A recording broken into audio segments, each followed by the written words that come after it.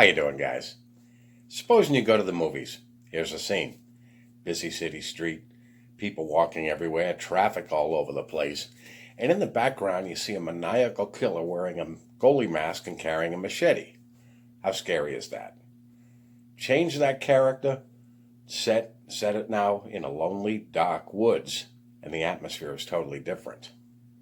It's funny, if every time you go to the movies and somebody is lost, all they can do is find one lonely house at night, and it's usually raining, creepy looking house, and they're not sure who's on or what's on the other side of the door. That scene wouldn't be as scary if it was in a busy neighborhood. I have noticed true evil and pure evil people never come across the way they do in the movies. See, in the movies, the villain's easy to spot. In the old days, the bad guys wore black, the good guys wore white. And if you notice, particularly in horror movies, you can always spot the villain because they look maniacal.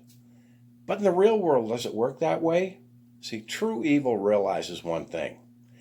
They can't get you to do what they want if they look and act evil. Even the devil realizes you can get more flies with honey than we can with vinegar. If you were to meet the devil in real life, how would he come across and how would he look? How would he appear? Would he appear like he does in Hollywood? No. He would probably come across as the nicest guy you've ever met, willing to give you the shirt off his back. And evil people in this world come across the same way. And unfortunately, many people get suckered in.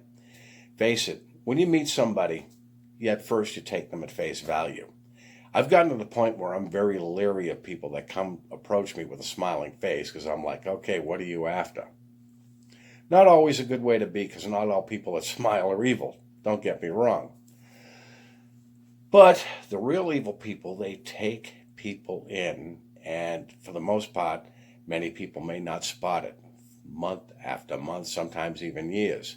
Other people see through it right away. So how do you spot evil people with ill intent before being taken in? It is possible. See, you can't take people at face value at first, because you really can't judge anybody. But if you take a step back and look at the whole scenario, look at the entire picture. Now, this person may seem to be going out of their way to offer you assistance, doing you favors, and you may yield short-term benefits, but in time, things start falling apart. If you take a step back and look to see if this person is benefiting from your labor or your loss, then that tells you to get the hell away from that person.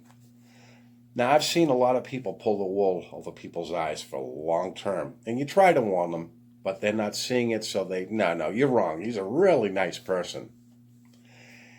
If this evil person, what do? When they see you start pulling away and seeing them for what they are, what do? They start putting the bad mouth on you. They start telling people, you might want to watch out for this guy. He's trouble. And I've seen this play out many times. And there are always those simple-minded people that will follow the crowd. If they're bad-mouthing somebody, they all jump on the bandwagon and do the same damn thing. Few people start seeing through this person. So he starts labeling everybody. They're all idiots. Don't listen to a word they say. They may even find somebody that has certain credentials to back up what they said. But in the long run, that evil person, no matter how good he is at pulling the wool over people's eyes, will eventually be exposed. Unfortunately for many, not until all the damage is done. This is not only people, but this can be organizations as well. It's funny how today I view the Watchtower and Bible Tract Society so differently than I viewed it, say, 20 years ago. I didn't know much about them then, and I took them at face value like many of us did. Little by little, when I started seeing through it, and all this time, I saw how they were labeling those people that left, and for a while I was feeling the same way if somebody was DF'd. You turn a blind eye to them. Until I started seeing through it. And eventually now I'm on the other side of the fence. one of those who had been labeled. So why do you think the Watchtower and Bible Tract Society has to go out of their way to label people that leave the organization? So its current members won't listen to a word they have to say. And unfortunately, most of Jehovah's Witnesses, in the mode they're in, are very simple-minded. They follow the crowd. They believe everything that the boys in Warwick have to say. This is why they have to come up with terms like mentally diseased, because the term apostate apparently isn't strong enough. They have to label you as mentally diseased. These guys are not psychiatrists. How would they know that? I've seen some mentally diseased people in the organization as well as out. It's funny, recently, a professor from Western Washington University did a video basically defending the Watchtower and Bible Tract Society. Well, now, most of Jehovah's Witnesses, if they saw that, would say, see, there's no evidence that our organization is hiding pedophiles. Okay, that's fine. But it's funny how the Watchtower and Bible Tract Society discourages higher education. They totally discourage it. Yet, when somebody who obviously has had higher education speaks out in their defense, they jump all over it. Now, if this same professor came out totally against them and backed up the courts that were after them, they'd be coming down on this professor as well. And all of Jehovah's Witnesses would say the same thing. This professor is a mentally diseased apostate. But since this professor came out and in their defense, they're all jumping on the bandwagon, thanking her for doing her diligent research. It's funny how they view it. But pure evil always gets exposed.